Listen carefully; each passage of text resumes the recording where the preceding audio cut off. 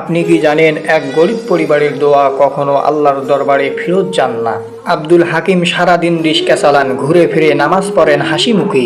তার পরিশ্রমেই চলে ছোট্ট একটি সংসার। তার স্ত্রী আয়েশা সামান্য চাল দিয়ে রান্না করেন, তবুও বলেন আলহামদুলিল্লাহ, যতটুকু আছেই তাতেই বরকত। তাদের ছেলে রায়হান পায়ে হেঁটে স্কুলে যায়, ব্যাগ ছাড়া জুতে নেই, কিন্তু মুখে সন্তুষ্টর হাসি। পাশ দিয়ে যায় মালিক সাহেবের ছেলে, দামি গাড়িতে বসে রায়হানের দিকে তুচ্ছভাবে তাকায়। মানুষ দেখে কাফর, আল্লাহ দেখে অন্তর।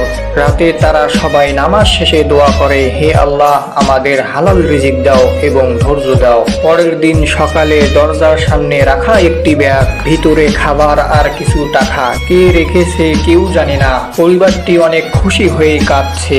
আলহামদুলিল্লাহ, আল্লাহ আমাদের শুনে নিয়েছেন। পরে জানা গেলেন সেই ব্যাগ রেখেছিলেন মালিক সাহেব নিজেই চুপি চুপি। একটা গরিবের ইমান তাকে বদলে দিয়েছে। এখন মালিক সাহেব নামাজ পড়েন, দান করেন আর বলেন আল্লাহর রহমত সবকিছুর চেয়ে বড়। তাই ভালো কাজ করো, আল্লাহ কখনো তোমাকে ভুলবেন না। এই গল্পটা শেয়ার করুন যেন আরো মানুষ আল্লাহর রহমতের উপর ভরসা করে।